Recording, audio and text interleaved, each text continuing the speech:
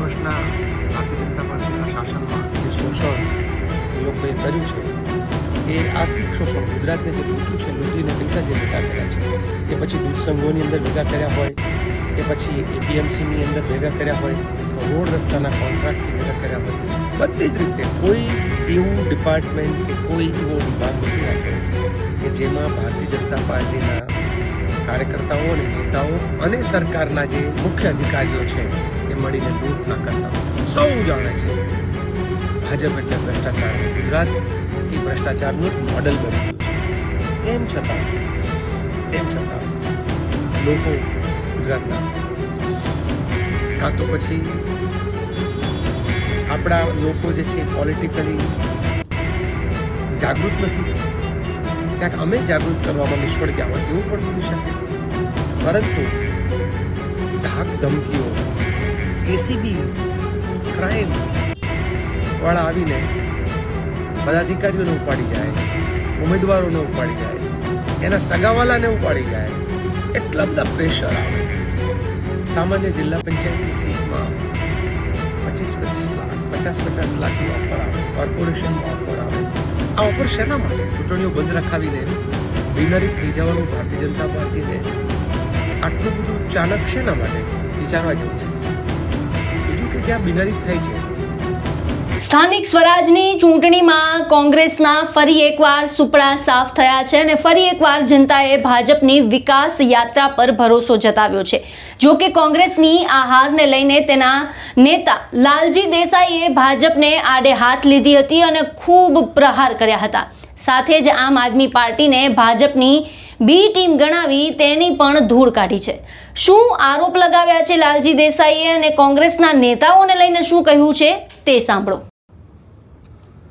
નમસ્કાર મિત્રો, અત્યારે દિલ્હીમાં છું. ગઈકાલે અચાનક દિલ્હી આવવાનું થયું. ગઈકાલે અનેક મિત્રોને ફોન ઉપર ચૂંટણીના પરિણામો સંદર્ભે પણ ખૂબ ચર્ચાઓ થઈ. એક બાજુ ભારતીય જનતા પાર્ટી પાસે પોલીસનો પાવર, ઇલેક્શન કમિશનનો અને બધા જ આખો જે સ્ટાફ, જે આખા ચૂંટણીઓ સાથે જોડાયેલો સરકારી તંત્ર, એટલે એક તરફ પૂરું તંત્ર અને અઢળક નાણાં, બીજું ક્યાંક ક્યાંક બુટલેગરોને છૂટા મૂકવા, આ બધું જોતા એટલું તો ચોક્કસ કહી શકાય કે ગુજરાતના કોંગ્રેસના કાર્યકર્તાઓ ગઈકાલે, અને આમ તો ચૂંટણી જાહેર થઈ ત્યારથી ખૂબ બહાદુરીથી લડ્યા છે. આ એમની બહાદુરી માટે 100 સલામ. કોંગ્રેસના કાર્યકર્તાઓ જે બહાદુરી બતાવી, ક્યાંક દાદાગીરીથી ફોર્મ પાછું ખેંચવાનું. આપ સૌ જાણો છો કે 9,992 અલગ અલગ ઇલેક્શનની જે કેન્ડિડેટની ચૂંટણી હતી, જેમાં જિલ્લા પંચાયતો આવી જાય, મહાનગરપાલિકાઓ આવી જાય, નગરપાલિકા અને તાલુકા પંચાયત. આ બધામાં કોંગ્રેસના કાર્યકર્તાઓ ઉપર જે વીત્યું છે, આ એમની પર પુસ્તક લખી શકાય. હું ગુજરાતના પત્રકારો, જે જર્નલિસ્ટ છે, એ લોકોને કહીશ કે તમારામાં થોડું પણ પત્રકારત્વ જો બચ્યું હોય તો ગુજરાતની ચૂંટણીઓ કઈ રીતે લડાણી એનો પોતાનો એક લેખ લખવો જોઈએ. આ વિશે હું પોતાનું એક આર્ટિકલ બહુ વહેલી તકે બહાર પાડીશ કે ગુજરાતમાં ચૂંટણીઓ કઈ રીતે લડાય છે અને કઈ રીતે ભારતીય જનતા પાર્ટી જીતે છે. આટલો બધો લોકોનો રોષ, ભારતીય જનતા પાર્ટીને લોકો પોતાની સોસાયટીમાં ના આવવા દે, ઘણા ગામો પર પ્રતિબંધ હતું અને ભારતીય જનતા પાર્ટીના આંતરિક ડખાઓ પણ એટલા હતા. તેમ છતાં એ આવી જંગી બહુમતીથી ચૂંટણીઓ જીતે, મોટાભાગની જિલ્લા પંચાયતો જીતી જાય, મોટાભાગની રિપીટ થઈ જાય. કંઈક તો ખોટું થયું છે. હવે કંઈક ખોટું એટલે શું? અનેક કારણો છે. એને વિગતે હું વિશ્લેષણ છે મારા એક વખત ફેસબુક લાઈવ થઈને કહીશ અને એક આર્ટિકલ પણ લખીશ. પણ મને જે 100 સલામ કરવી છે કોંગ્રેસના કાર્યકર્તાઓને કરવી છે કે બિલકુલ સામા પાણીએ તર્યા, બહાદુરીપૂર્વક તર્યા. અને હું ઘણી વખત કહેતો છું કે મારા બાપુજી જ્યારે મને કહેતા, બધા લોકો કહેતા ને કે પાણીનો પ્રવાહ હોય બાજુ જવાય, તો કે લાકડા પાણીના પ્રવાહમાં તણાય. મૂળિયાથી ઉખડી ગયેલા ઝાડ હોય એ પાણીમાં એ પાણીમાં તણાઈ જાય. માણસ જ્યારે તરી ન શકે ને જ્યારે હારી જાય અને મળદું થઈ જાય ત્યારે મળદા પાણીમાં જે બાજુ પૂર જતું હોય ત્યાં જાય. પણ બહાદુરી તો એમાં છે કે હામાં પાણીએ તરવાની તાકાત રાખે. એટલે કોંગ્રેસના કાર્યકર્તાઓ બધી રીતે સામા પાણીએ તર્યા છે.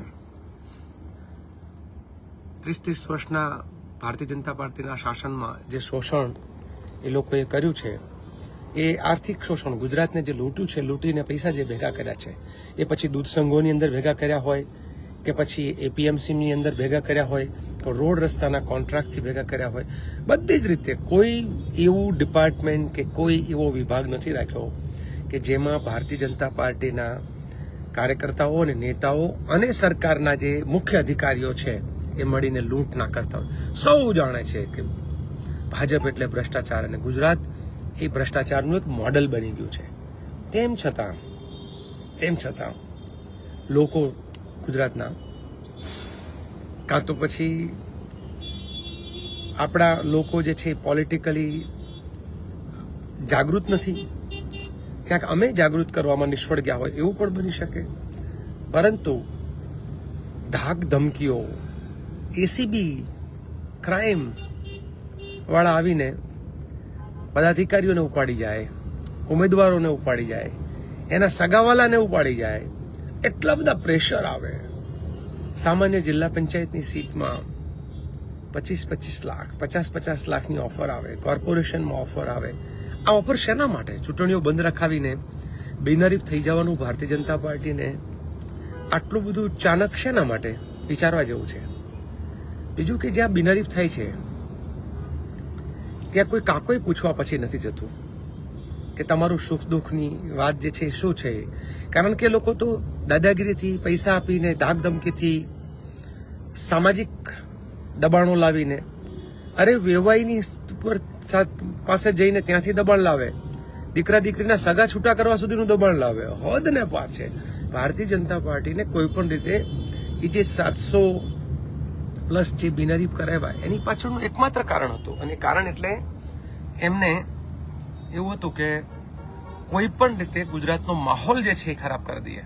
તમે જુઓ કડીની ચૂંટણી, 36માંથી 28 એ લોકોએ બિનહરીફ કરી. આ 28 બિનહરીફ એમ નહીં, પણ જે 8માં ચૂંટણી થઈ, જ્યાં ચૂંટણી થઈ તો એ બધી કોંગ્રેસની. એટલે કંઈક તો છે. આ આપણે વિચારવા જેવું છે ગુજરાતના મિત્રોએ. રાજકોટમાં 27 લોકો ભડથું થઈ ગયા તો એ રાજકોટવાસીઓ આવા નરાધમ, પાપી, શોષણખોરોને ફરી વખત ચૂંટીને લાવે. મોરબીમાં 142 લોકો ડૂબીને મર્યા, કોઈકના પાપે, કોઈકના ભ્રષ્ટાચારે. તેમ છતાં ત્યાં એ જ લૂંટારાઓ, એ જ શોષણખોરો પાછા જીતે. પાલ આંબલિયા ગુજરાતના એક એવા લડવૈયા કે જેણે લડવામાં કશું જ બાકી નથી રાખ્યું. ખંભાળિયાની લડાઈ હોય, જામનગરની લડાઈ હોય, ટંકારા બાજુ જ્યારે આવીએ ત્યારે ભાઈ અમારા મહેશ રાજકોટિયા અને સમગ્ર કિશોરભાઈ કે જેણે થોડા સમય પહેલા જેમનો સ્વર્ગવાસ થયો, કિશોરભાઈ હોય, આ બધા જ લોકોએ ખૂબ લડાઈ જબરજસ્ત લડ્યા. તેમ છતાં ત્યાંનું પરિણામ પણ દુઃખદ જ. એટલે ઘણા લોકો મને તો સવાલ પૂછે છે કે આ ખેડૂતોની, પશુપાલકોની, ડિમોલિશનની, ડ્રગ્સ દારૂની આ બધી લડાઈઓ જે તમે લડો છો એ લડાઈનો કોઈ અર્થ ખરો? આવું પૂછે છે. એટલે ઘણા લોકો એમ કહે છે કે તમે આ બધી લડાઈઓ છોડી દો, લોકો બરાબર ના હવે આમ જેને કહેવાય ને એમ થઈ જાય કે ફેડઅપ થઈ જાય, કંટાળી જાય, ત્યારે તમે પેલો આવજો. કારણ કે તમે લડો અને એને કંઈ પડી જ ના હોય તો શેના માટે લડો? આવું લોકો કે. પણ હું એમ કહું, અમારો ધર્મ છે અન્યાય સામે, અત્યાચાર સામે લડવાનો. અમે લડતા રહીશું. ચાહે એક પણ સીટ ના આવે. આ તો પ્રમાણમાં નગરપાલિકા અને મહાનગરપાલિકામાં બંનેમાં સીટો વધી છે. વિશ્લેષણ જિલ્લા પંચાયત, તાલુકા પંચાયતોમાં ઘટી છે, પણ સામે મહાનગરપાલિકા અને નગરપાલિકામાં અર્બન વિસ્તાર જે છે ત્યાં થોડી સીટો વધી છે.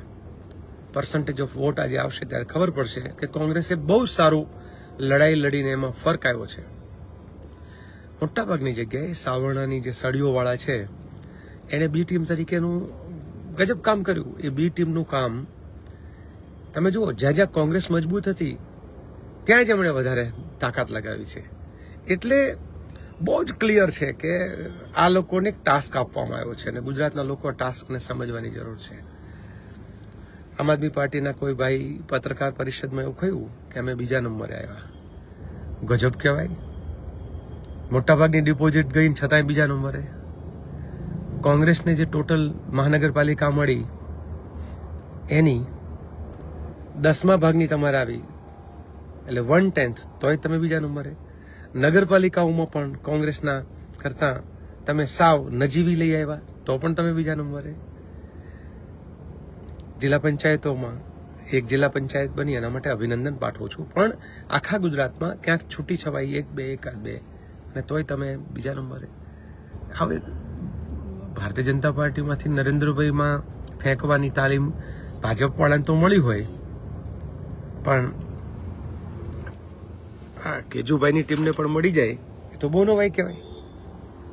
એટલે મિત્રો, આવનાર સમયમાં ગુજરાતને જો બેઠું કરવું હશે, ગુજરાતને જો પાછું લોકશાહીની જે સાચી લોકશાહીને પ્રસ્થાપિત કરવી હશે તો ખૂબ બધા લોકોએ લડવું પડશે. હું જરાય હિંમત નથી હાર્યો અને હારીશ પણ નહીં. અને મને મારા કોંગ્રેસના કાર્યકર્તાઓ પર ખૂબ માન છે કે જે 30 વર્ષથી અન્યાય, અત્યાચાર, ભ્રષ્ટાચાર, બળાત્કાર, અસમાનતા સામે લડી રહ્યા છે.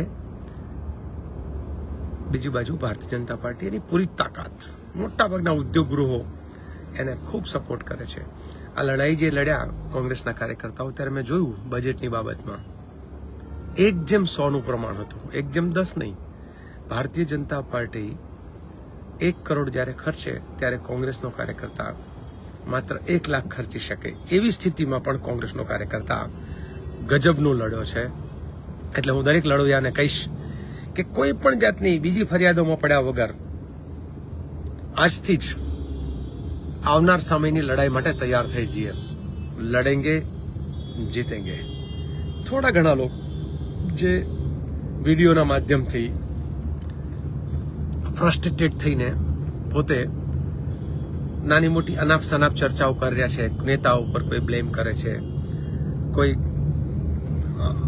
કશું એટલે એવું બોલે છે જેના કારણે એકબીજાને નુકસાન થાય. હું દરેકને વિનંતી કરીશ કે જ્યારે પરિવારમાં ક્યારેક કશુંક એવો પ્રસંગ આવે કે જેમાં ધાર્યું પરિણામ ન મળે ત્યારે બહાદુરીથી સાથે મળીને લડવાનું હોય, એક થઈને. એટલે એવા કોઈ બહેકાવામાં કે અથવા ભારતીય જનતા પાર્ટીની ચાલમાં આપણે નહીં ફસાઈએ અને આપણે વધારે મજબૂત બનશું.